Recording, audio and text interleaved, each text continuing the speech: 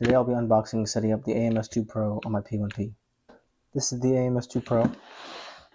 I purchased this a little bit after it came out. I never had an original AMS, so when I heard speculation that they would do an upgrade, I decided to wait, and came out recently. I bought it, and I also bought the upgrade kit that comes with the filament buffer, the cable, and the cord for when they update the firmware to allow for the drying feature.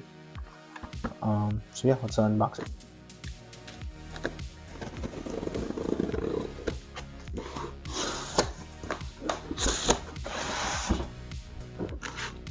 Okay, we have the whole unit here. Comes in a box just like this.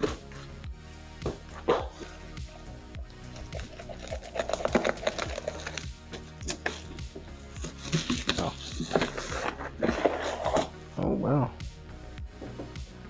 It's nice. Looks nice. Here's the booklet. Oh.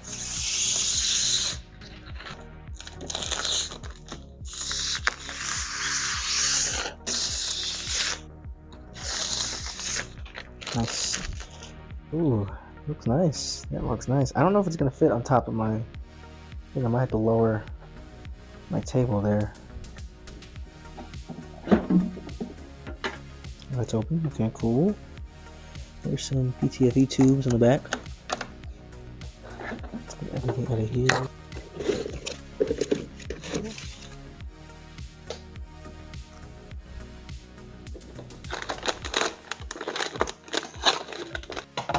So we have the back.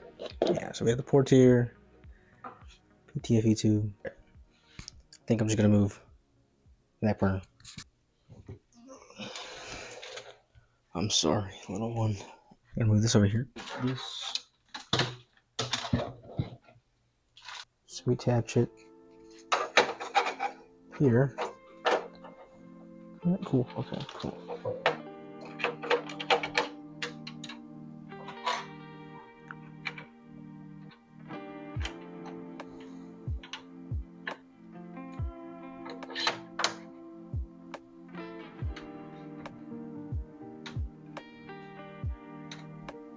So we need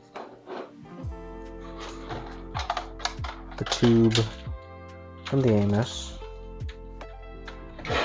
go into here. Okay, cool. Alright, so we're just gonna take this one, put it in here, and put that up there. Hopefully that's not too harsh of an angle. This was the longest PTFE tube in there, so we'll see. Alright, so this is the 6-pin connector. One end goes in here, and the other one goes into the AMS. The 4-pin L goes here, goes in there, and then the next one at the bottom. So my audio wasn't recording this part, but I did turn it on, the lights began to blink, and I added the desk and packs along with the filament that came with my printer when I bought it. The bamboo filaments have an RFID tag that will be read by the slicer, so it'll know the color and what type of filament it is. My other filament I did have to input myself, and there are just generic profiles that you can select for, PLA, PETG, and everything else. But I didn't run into any issues, and everything went pretty smoothly. So I set up the AMS2, and I printed off a couple of these game holders. It did swap the filament from the second slot to the third one whenever this one was empty. I know the original AMS had an issue with almost empty spools jumping around and maybe misaligning, but that didn't seem to be the case here, and it did transfer over to this white spool as intended. So I didn't have an issue with that. Another thing though, I only received 3 boxes that came for the upgrade kit. I think it was missing the PTFE tube couplers and the actual PTFE tubes. I used the ones that came on the AMS, so that's why it was a little shorter. But I did put in a ticket for that, so I don't know what happened with that. I'll have to wait to hear back from them. But yeah, I mean, it does work. Whenever the drying feature gets updated, I'll maybe do like an update But yeah, that's it. All right, so it's been well over a month since I last recorded anything for this video, but some updates have happened. I've been printing quite a bit.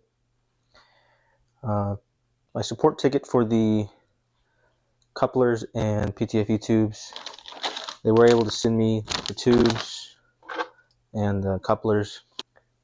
To connect the AMS to the printer, I ended up using the wrong tube, so they did send me the right one.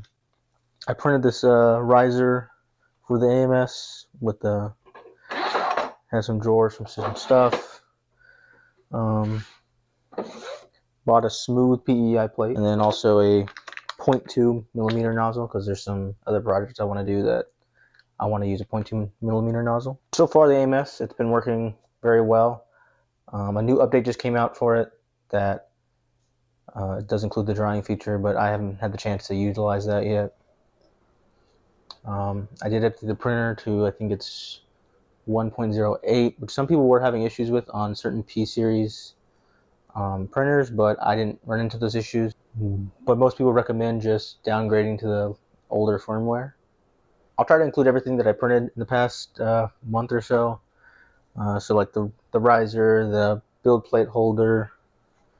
I printed this out for the cloth. I found a file for the blaster that Andor uses, Cassian uses in the show Andor, so that's pretty cool. I might paint this up, post about it. For the past like week and a half, I was printing out stuff for a friend of mine. She needed help printing out a lot more parts, so my printer was running for over a week straight. I'm working on a few more projects. Yeah, I'm working on a Silk PLA, running some issues on that with it curling up from the supports. So there's some settings I might need to tweak for that. Yeah, sorry this video took so long. I got busy with a lot of other things, printing a lot of things, and yeah, so videos will probably come out just whenever they can now. But I'll try to post more on short form, I think, for now. And I think my bigger projects, I'll do a longer video if I can. So yeah, thanks.